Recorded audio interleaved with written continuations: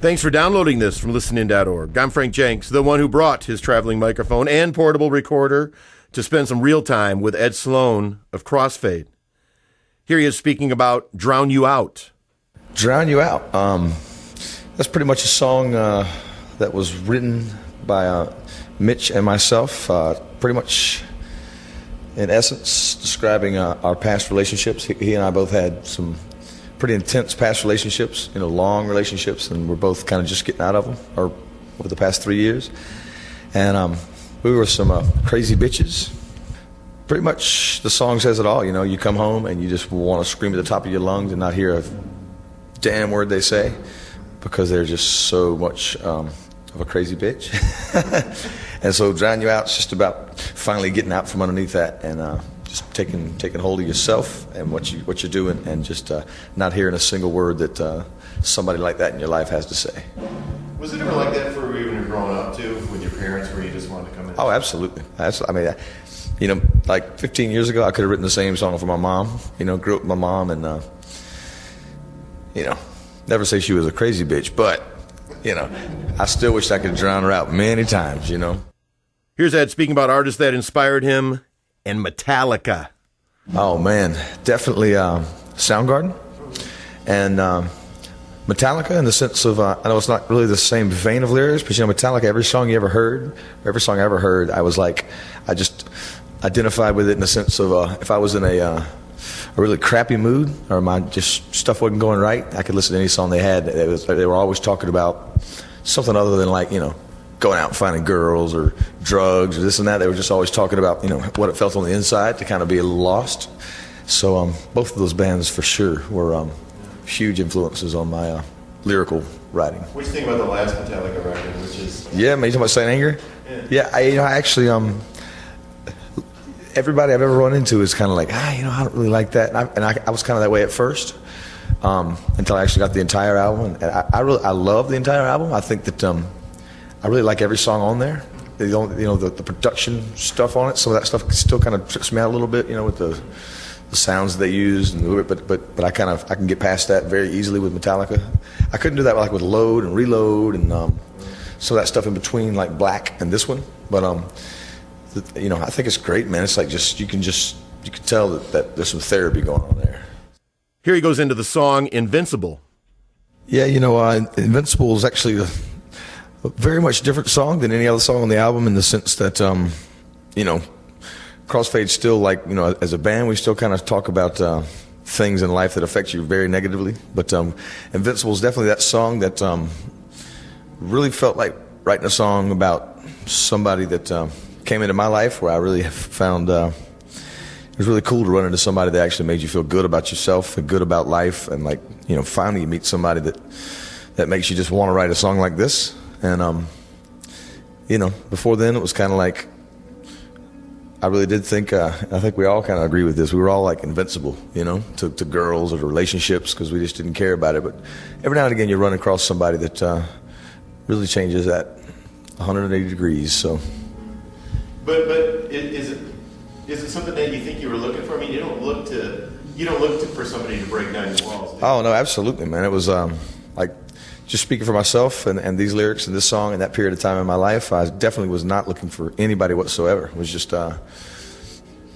believe me, spent a lot of time out there just kind of looking, for anybody like that. But just when you don't expect it, something like that shows up. And asked him if he really missed where he's from, South Carolina. Out here, it's I don't miss a single thing from home. I love my family. I've got a lot of family back home, and my heart always lies, I don't want to say at home, but it lies in my family and the people that I love. But out here, it's this is truly, and I really mean it when I say this is truly my home, even though it's a traveling home. It's a home that leaves, every 12 hours. But this is where my heart lies, and this is where my home lies for sure. And there's no doubt about that. So. But he says the road is home.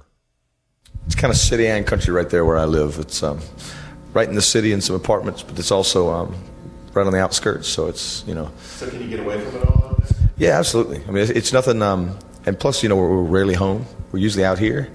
And so, especially over the past 3 years being out here, and writing a new record, and then now being back out here.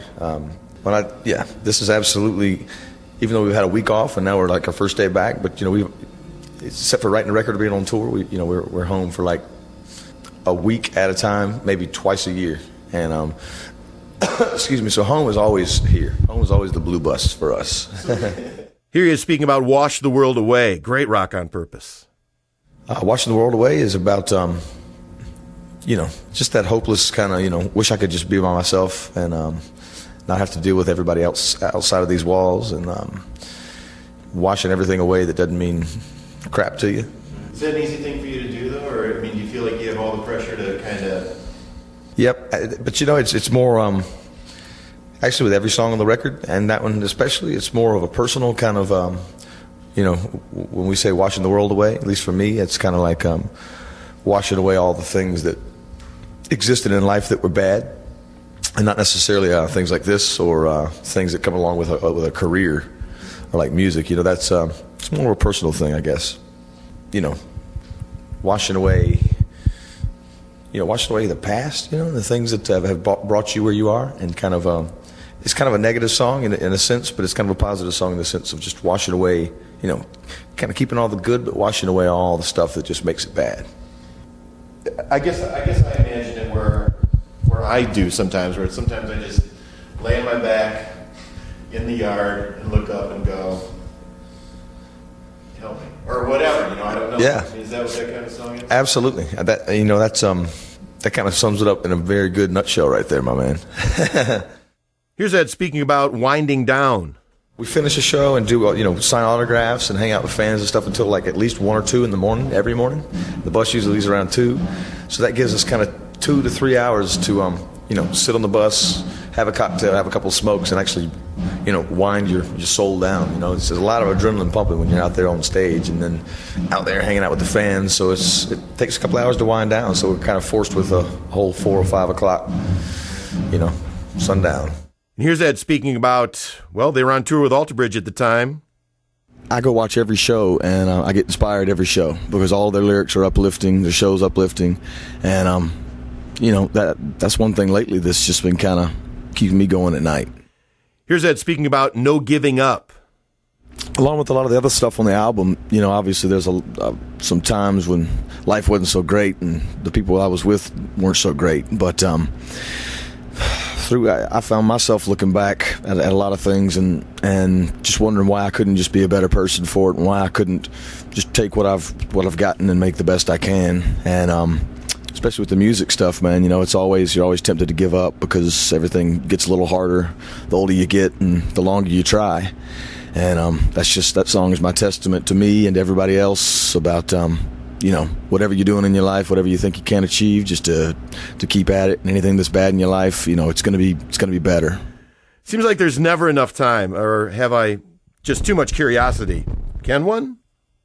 We really appreciate you listening in to this interview with Ed Sloan of Crossfade, and me, Frank Jenks of Listen In.